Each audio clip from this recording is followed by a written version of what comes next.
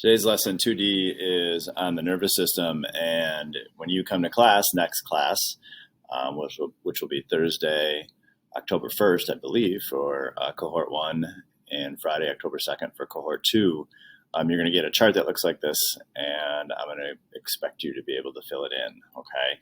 So you should be able to relate this to what we're talking about, okay? So practice it if you need to. So, and I'll come back to this, but so today's discussion is about the nervous system. It's breaking down the nervous system, and there are two central parts to the nervous system, the central nervous system and the peripheral nervous system. So remember, we pause and write when you see an equal sign. So the central nervous system, for our purposes, simply consists of the brain and spinal cord, okay? Simple enough, all right, for our purposes. So obviously we know what the brain is. We'll define it just for the sake of defining it and maintaining consistency, but it's pretty straightforward. But the brain, for our purposes, communicates and coordinates actions with the rest of the body, okay? And just a little couple of side notes. The brain is about 3 pounds. If you take your 2 hands and turn them into fists and then put them together, this is about it. That's about it. It's amazing that, it's mind-boggling that this thing, this little 3-pound thing does everything that it does for us. Your thumbs, by the way, actually are part of the brain called the cerebellum that we'll be talking about in a future video. So it's like its own little universe, actually, is what it is. It's protected by the skull, of course. There's a little space in there, and then there's also some fluid that helps to protect the brain. So it's like a shock absorber, okay? A lot more about the brain later. One of the ironies to me in life is that a lot of us are so worried about other parts of our body. We do fake eyelashes to make our eyes look better. It's kind of liberal. I don't do it, but some people do it. We worry about every other part of our body and how it looks and all those types of things. And the part of the body that really matters is the brain. It's not even comparable. Yet, I don't know that we spend a lot of time working on our brain anywhere near as much as the rest of our body. So more about that later. The spinal cord communicates between the brain and the body.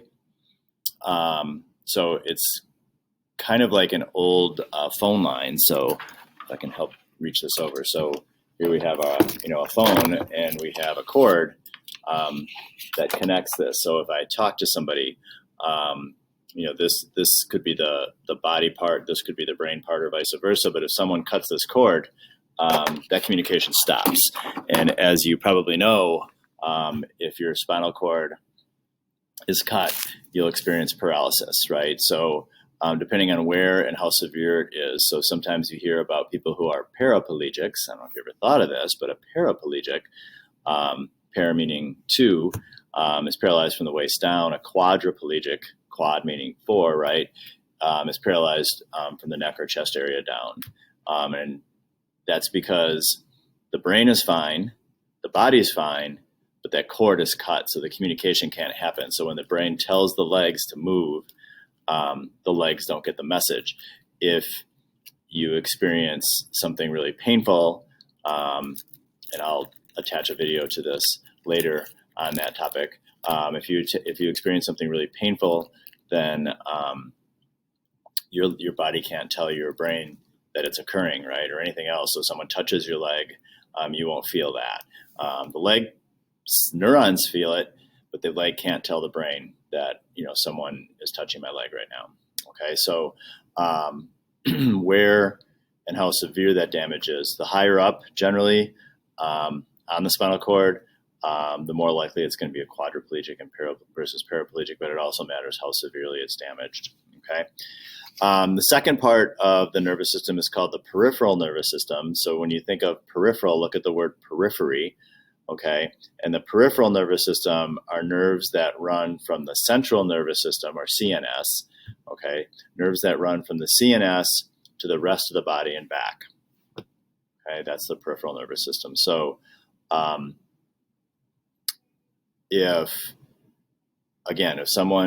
if someone strokes the back of my hand, okay, then what's happening is the nerves in my hand are part of the peripheral system that are sending the message to my spinal cord, which then the central nervous system takes over and sends the message back.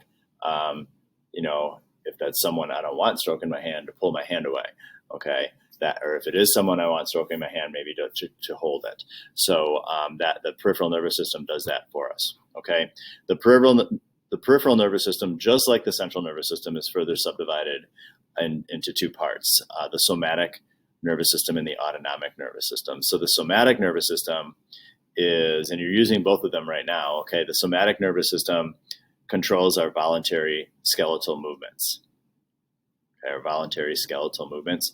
So you writing this in your notebook right now is your sensory neurons, also called afferent. I'll come back to that. But so your sensory neurons are writing in your notes right now because you're choosing to do that. You might think, well, no, I'm not. You're making me do this for an assignment, but you're still choosing it to do that, right? So, whatever movement, physical movement you make, most often is by choice, and those are our sensory or afferent neurons. Okay, now, so like I said, in this course, sometimes you'll get two terms for the same concept, and this is one of those cases. So either of these terms is fair game on the test, okay, just so you know.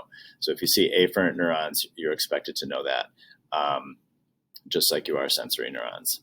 So interneurons, think of the word inter. Interneurons are neurons within the brain and spinal cord that process the information.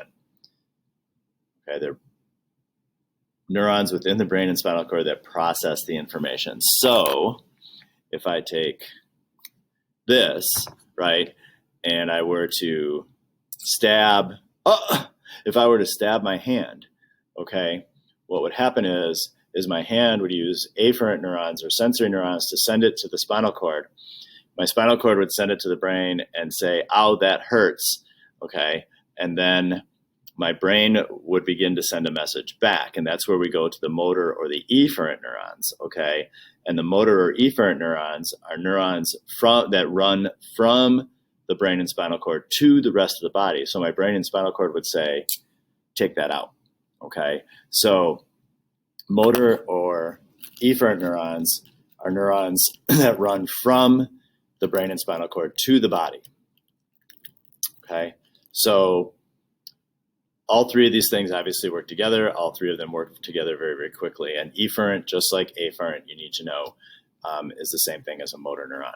And I'll give you a little mnemonic device in class, hopefully to help you remember that, okay? Then we have the autonomic nervous system, okay? So if the somatic nervous system is responsible for voluntary skeletal movements, the autonomic nervous system is responsible for our automatic processing that's going on right now. Okay, think of I don't know why they didn't just name it automatic. It would have been so much easier. But autonomic nervous system is responsible for our automatic functioning, we'll say, that's occurring. All right. So, for example, think of it right now. Think of an example of something in your body that's doing its work unconsciously, that you're not thinking about it. You're just doing it. Okay. And you might be thinking about your stomach digesting food. You might be thinking about your heart beating. Okay, any of those things that are going on right now in your body that you're not thinking about your heart beating, telling your heart to beat, it's just doing that, is considered your your autonomic nervous system. Okay, now the autonomic nervous system is further subdivided into two parts. So the somatic is divided into three parts, right? Sensory or afferent, inter, and motor or efferent, and then the autonomic is divided into two parts, our sympathetic and parasympathetic nervous system. Okay, so our sympathetic nervous system is often known, let me just say it prepares us for emergencies. Okay. FFF, you probably know that two of the three Fs. Okay, our sympathetic nervous system is often known as our fight or flight response, but I'm also going to add the word freeze. Okay. So really our sympathetic nervous system is responsible for our fight, flight, freeze response. Okay.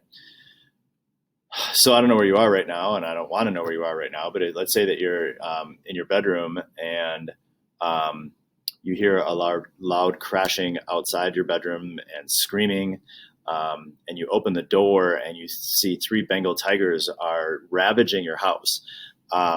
You're going to flip into your sympathetic nervous system right now, and your body is going to react to this situation, and your brain is going to downshift from its thinking brain to its survival brain, and you are going to do one of 3 things. You're either going to fight, you're going to flee, or you're going to freeze.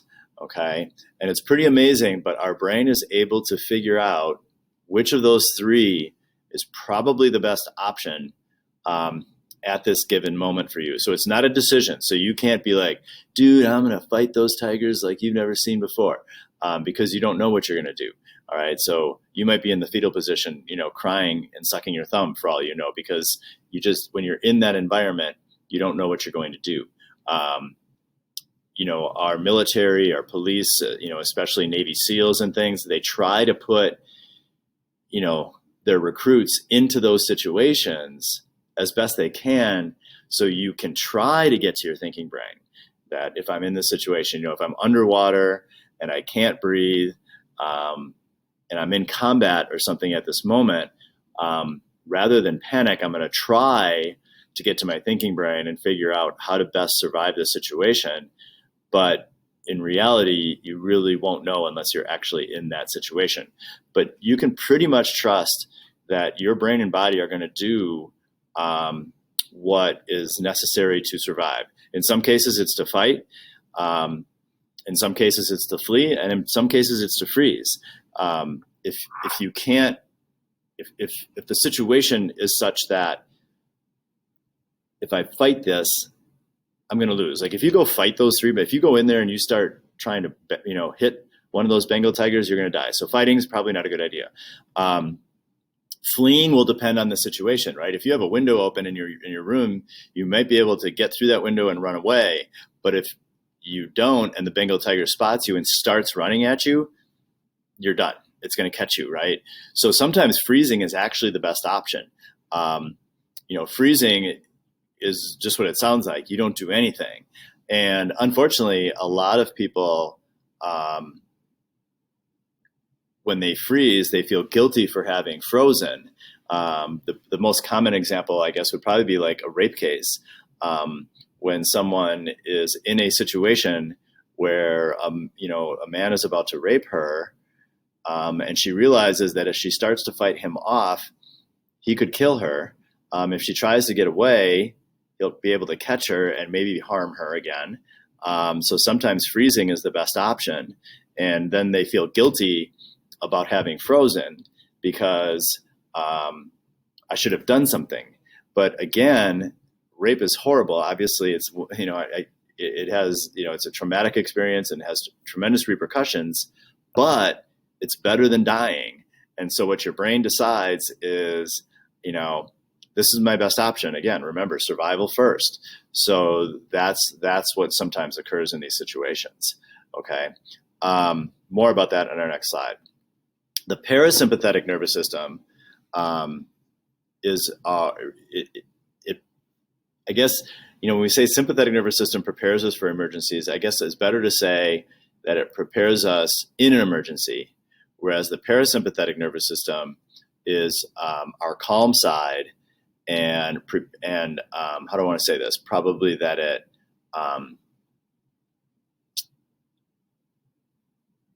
it conserves is probably the best word, right? It conserves our energy for when we need our sympathetic nervous system. There you go, slight pause. So it conserves our energy for when we need our sympathetic nervous system, okay? And R&D basically refers to rest and digest. So right now you're watching this, you're not in your sympathetic nervous system, you're in your parasympathetic nervous system, you're chill, you're relaxed, you're resting, and you're digesting, okay? So we're gonna do a chart thing again. Oh, where did that come from? Where's my chart? There it is. We're gonna do a chart thing again, where you're gonna take a second, pause this, and you're gonna write or copy this chart down. I would say maybe, honestly, you could probably get away with one line for each of these things. You might want to give yourself two if you write big or if you don't trust me. So pause me and complete this chart. Okay, so here are some of the things that occur in our body when we flip from our parasympathetic to our sympathetic nervous system. There's more than this, but for our purposes, these will be the ones that we focus on. Okay, so right now, your eyes right now are, like, in your parasympathetic nervous system, your eyes are not dilated. Okay, so you would say not dilated. When you flip into your sympathetic nervous system, your eyes will dilate. Okay, what happens when your eyes dilate? You see better. Okay, so if you think about it, when you're in the sympathetic nervous system, you want to see everything. So if 3 Bengal tigers are attacking you, you're looking for an escape, and you might see that open window where otherwise you didn't even notice it was there. A better example is a real life example that occurred.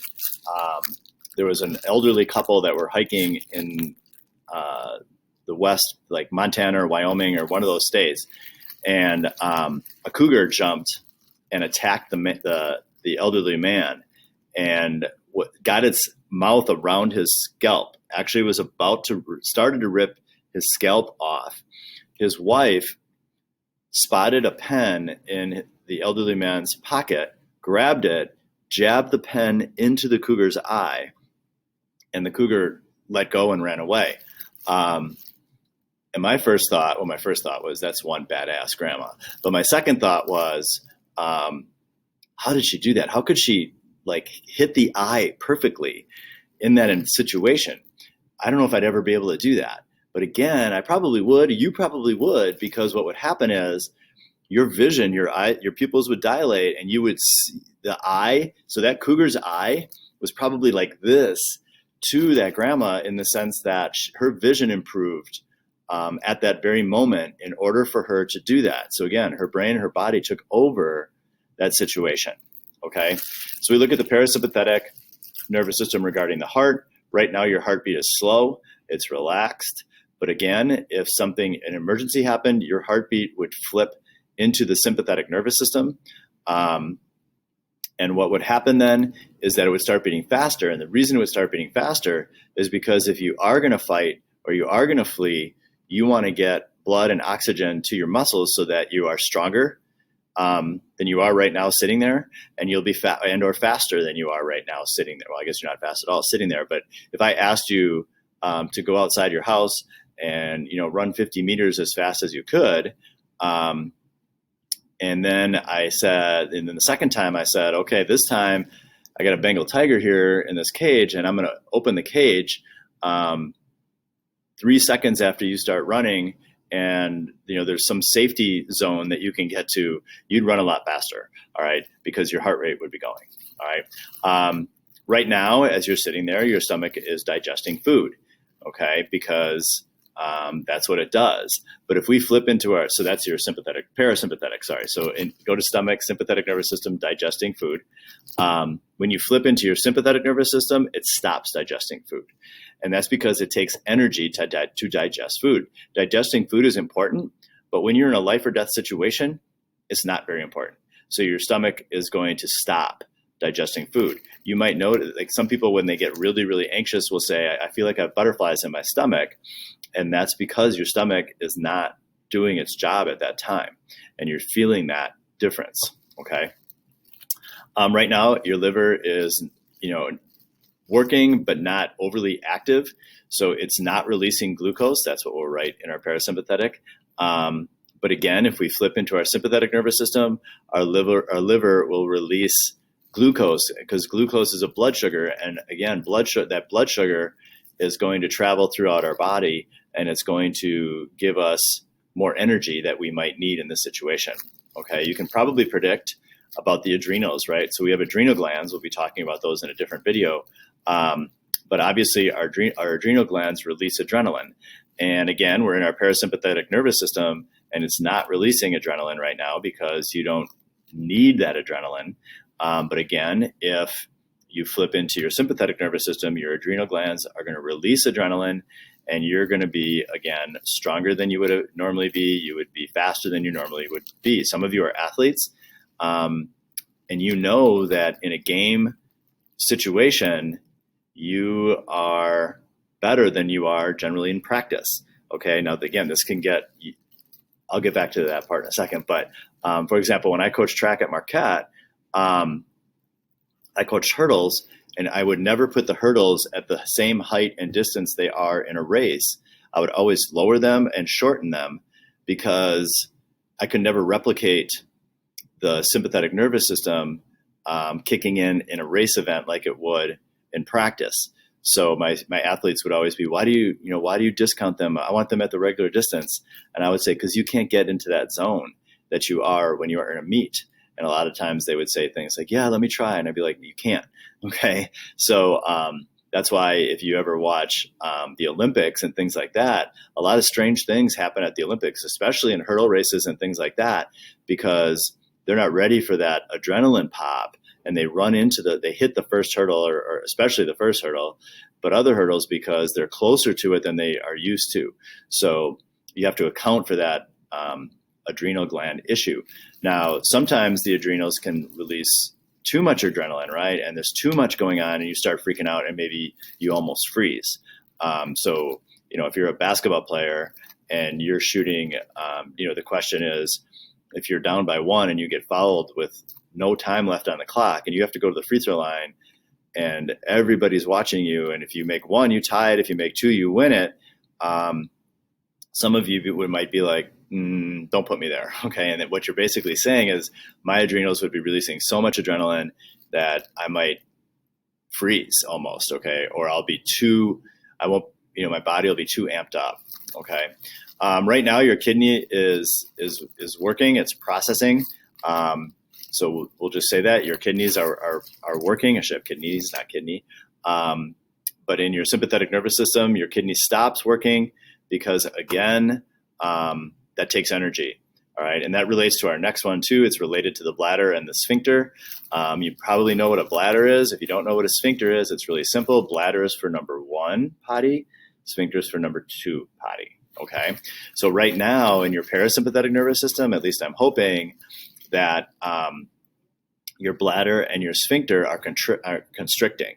Okay. So you're not going potty in your pants right now, right? You're just sitting here and watching this, enjoying this incredible video and writing notes. However, if 3 Bengal tigers came bounding in the room, your bladder and your sphincter would not contract. They might release, again, because it takes energy to contract. Does it take a lot of energy? Obviously not, because you're not like thinking about don't go potty, don't go potty, don't go potty.